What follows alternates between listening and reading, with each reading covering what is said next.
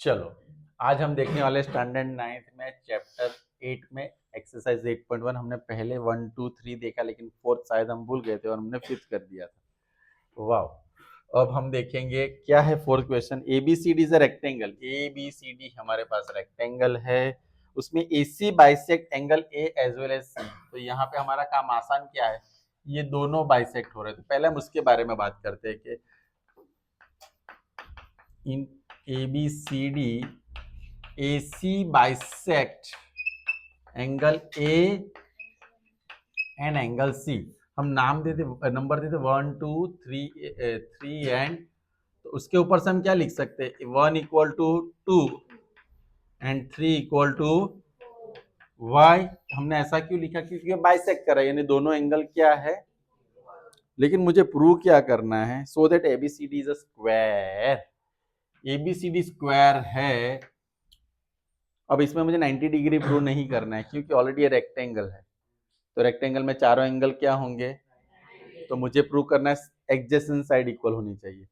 Adjacent side equal होने के लिए मुझे, हमने थर्ड क्वेश्चन में देखा था, अगर आपको नहीं तो वापस आप थर्ड चैप्टर थर्ड क्वेश्चन देख सकते हो। अब यहाँ पे हम लेंगे ऑल्टरनेट इंटीरियर एंगल ले सकते हैं। तो मैं क्या ले सकता हूँ, 1 इक्वल टू 3 ब्रैकेट में लिखूंगा ऑल्टरनेट इंटीरियर, इसको नंबर 4 दे दे, 3 दे दे। क्यों ऑल्टरनेट हमने कैसे लिया, CD parallel AB and AC is अ, तो वैसे ही सर 2 इक्वल टू 4 भी हो सकता है, 2 equal to 4 alternate interior angles parallel AD parallel BCS, right, and AC is a, ये नंबर 4 यानी 4, 1 2 3 4 get on the dance floor. अब हमारे पास 1 इक्वल टू क्या था, 2, लेकिन 2 इक्वल टू क्या है, 1 इक्वल टू क्या है। तो यहाँ पे क्या प्रूव हुआ, 1 2 3 4 सारे कैसे हो गए, ये नंबर कौन सा होगा मेरे लिए। और इसके ऊपर से मैं लिख सकता हूँ 1 इक्वल टू 4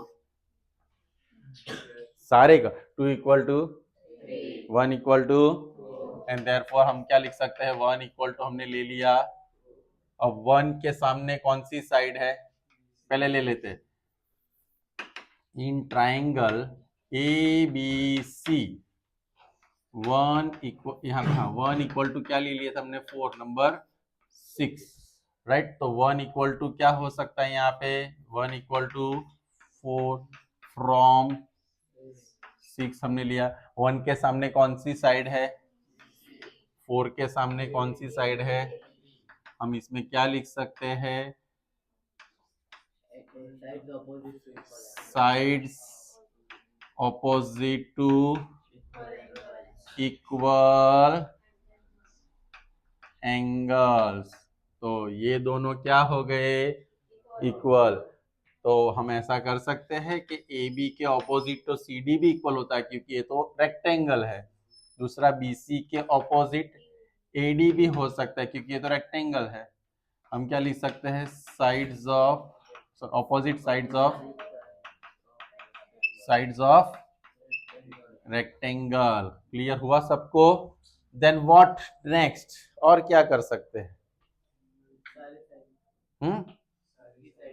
हाँ, all side AB equal to BC equal to CD equal to, और ऑलरेडी रेक्टेंगल है, रेक्टेंगल में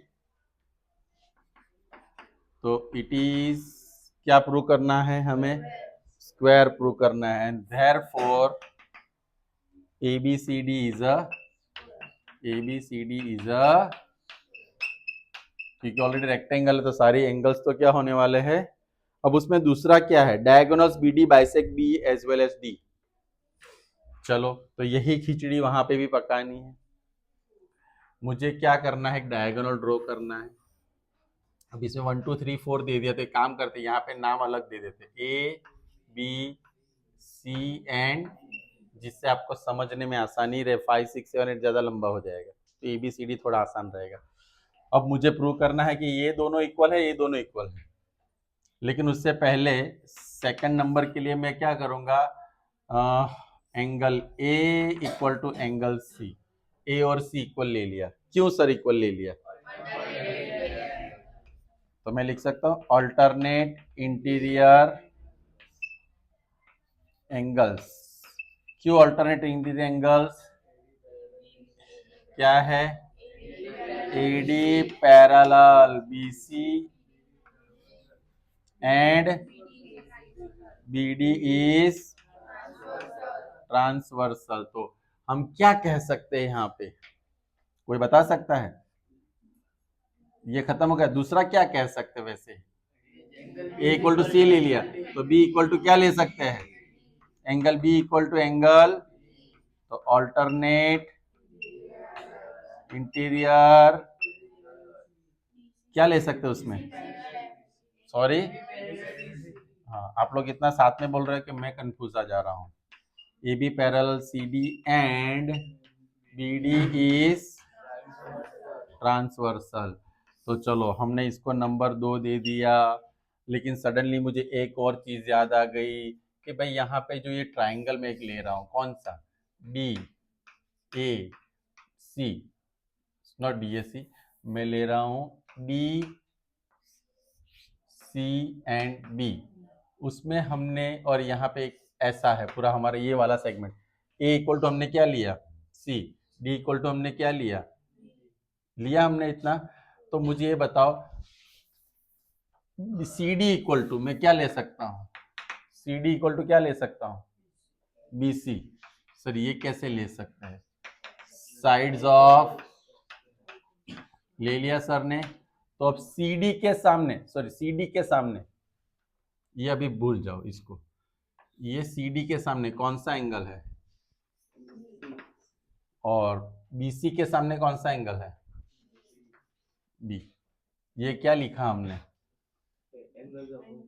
एंगल्स ऑपोजिट टू इक्वल। फिर से एक बार रिपीट करता हूं, मैंने सबसे पहले क्या किया था? ए इक्वल टू सी लिया था, ऑल्टरनेट इंटीरियर एंगल ले, बी और डी लिया ऑल्टरनेट इंटीरियर एंगल लेके, वो हमने कर दिया। अब मैंने क्या किया? ये दोनों साइड्स को इक्वल लिया, क्योंकि वो दोनों साइड्स ऑफ क्या है? स्क्वायर है। अब वो दोनों साइड्स ऑफ स्क्वायर है, तो ये दोनों भी क्या होंगे? इक्वल होंगे। क्या होंगे? अब हमने देखा बी इक्वल टू क्या था, और दूसरा क्या था? ए इक्वल टू। तो मैं यहाँ पे क्या लिख सकता हूँ? सी की जगह पर सी इक्वल टू क्या लिख सकता हूँ? सी इक्वल टू क्या लिख सकता हूँ? ये लिख सकता हूँ। तो यहाँ पे मैं क्या लिख, ये बी की जगह पर मैं क्या लिख सकता हूँ? बी की जगह पे क्या लिख सकता हूँ? ए और डी कैसे हो गए? लेकिन वो तो मुझे प्रूव ही नहीं करना है वो तो मुझे क्या नहीं करना है? मुझे प्रूव क्या करना है? देखो आपका कंफ्यूजन देखो, मुझे ये दोनों इक्वल प्रूव करना है, ये दोनों इक्वल प्रूव करना है।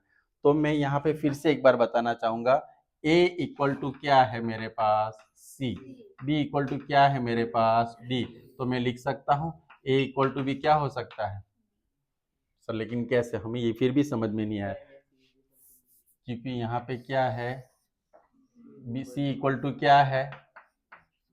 सी इक्वल टू क्या है? ये है हमारे पास, ये तीन कंडीशन, ये ऑल्टरनेट, ये ऑल्टरनेट, और ये क्या था? साइड्स ऑफ स्क्वायर लेके जो हमने किया वो। तो ए इक्वल टू जो सी था, ए इक्वल टू सी था, उसकी जगह पर मैं क्या लिख दूंगा?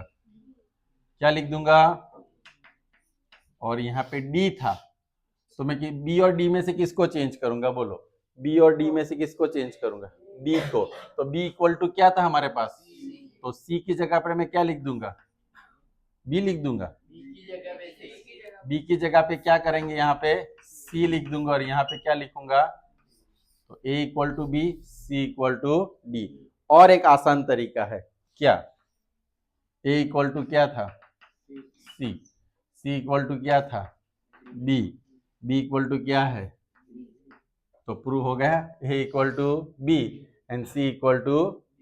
ये लॉजिक मुझे समझाना था इसलिए थोड़ा कॉम्प्लिकेटेड किया, तो आप ऐसा भी लिख सकते हो, ए इक्वल टू, हमने पहले ये वाला लिख दिया, ए इक्वल टू सी, फिर हमने क्या लिखा? C equal to B and B equal to D. तो हम क्या लिख सकते हैं? A equal to B and C equal to D, and therefore what we can say, B D bisect किसको, ये बाइसेक्ट कर रहा है ना, एंगल डी और एंगल कौन, किसको, angle D and angle B को क्या कर रहा है, वो बाइसेक्ट कर रहा है। ध्यान से देखना, छोटू सा था लेकिन काफी बड़ा, यानी या तो आप ये वाला सेक्शन लिखो या तो ये वाला, तो ये लिख देना, ठीक है। यहाँ के बाद सीधा आप लोग ये लिख देना। क्लियर हो गया सबको। नेक्स्ट वाला, आई थिंक थर्ड वाला इसमें नहीं समाएगा, लेकिन सिक्स्थ देख लेते, फिर सेवंथ वाला लास्ट में अकेले देखेंगे। ABCD is a parallelogram. This one is not that difficult, tension मत लो। ABC and D, यहाँ पे AP परपेंडिकुलर है, दूसरा ये परपेंडिकुलर है। अब मुझे ऐसा बोला गया ABCD is a parallelogram where AP and CQ are perpendicular from vertices A and C, A और C से परपेंडिकुलर है, डायगोनल्स BD के ऊपर। तो हमें पहले प्रूव करना है ट्राइंगल, ट्राइंगल कौन सा बोला है, देखो AP और ये 90 डिग्री है, राइट। और दूसरा मेरे पास D, यहाँ पे Q, यहाँ पे C, तो इस दोनों में 90 डिग्री है। चल हमें एक ही कॉमन चीज मिली, दूसरी AB और CD। क्यों AB और CD मिल सकती है, opposite sides of parallelogram, opposite sides of, तो दो चीज मिल गई। अब तीसरा मेरे पास एक एंगल आ चुका है, एक साइड आ चुकी है। अभी राइट एंगल है, हाइपोटेनियस है, तो मैं RHS भी एक ले सकता हूं, लेकिन RHS के लिए मुझे इस दोनों में से किसी एक को लेना पड़ेगा, जो हमें दिया नहीं है, क्योंकि हमें AP इक्वल टू PC, तो QC तो क्या लाना है, इक्वल प्रूव करना है, तो वो तो नहीं होगा। दूसरा PB और कौन सा, DQ, PB और DQ तो हमारे पास ऐसा कोई रूल्स है नहीं, तो RHS तो निकल गया। दूसरा रूल कौन सा आ सकता है, एंगल है साइड है, तो मेरे पास साइड एंगल साइड आ सकता है। क्या आ सकता है, अब ये साइड है लेकिन एंगल तो ये है, तो साइड एंगल साइड भी, तो दोनों रूल्स खत्म हो गए। अब एंगल एंगल साइड आ सकता है, तो एंगल एंगल साइड, तो ये भी आपको क्वेश्चन करते समय खुद को याद रखना कि उसमें क्या आ सकता है। तो angle angle side, angle angle side के लिए या तो मुझे ये लेना पड़ेगा या तो ये एंगल लेना पड़ेगा, समझ में आ रहा है। एंगल एंगल एंगल साइड, या तो एंगल एंगल, तो मुझे बताओ ये आएगा कि ये आएगा, बी कैसे आएगा, कोई बता सकता है। तो देखो यहाँ पे ये बन रहा है, तो यहाँ पे D और यहाँ पे क्या बन रहा है, तो ये D और ये B, तो उसको हम क्या कहेंगे, ऑल्टरनेट इंटीरियर। क्लियर हुआ क्वेश्चन में। तो मैं पहले क्या लूंगा, triangle APB and triangle CQD। तो उसमें हम क्या क्या ले सकते हैं, सबसे पहले हम लेंगे ये opposite side, AB equal to CD, opposite side of, sides of what, parallel. दूसरा हम क्या ले सकते हैं, राइट एंगल जो लिया है, कौन सा angle, P equal to angle Q, वो मेरे पास क्या है, 90 डिग्री है। और तीसरा हमने लिया CAQ, सॉरी CDQ, और उसके साथ CDQ के इक्वल मैं क्या लूंगा, PBA, या तो AB ले सकता हूं, alternate interior, alternate interior angle case में CD parallel AB and CD parallel AB and, क्योंकि इतना डरा रहा है, एंड BD इज, तो मैं यहाँ पे क्या लिख सकता हूँ, triangle APB congruent triangle CQD।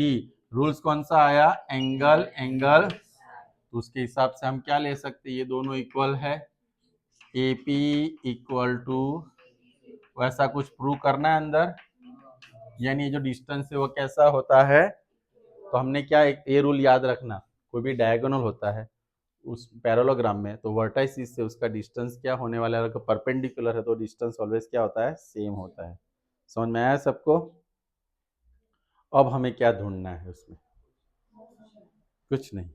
तो this is the end of question number 6। ये दोनों हमें चीजें फाइंड करनी थी। अब 7th वाला लास्ट राउंड में करेंगे। Okay, that's it.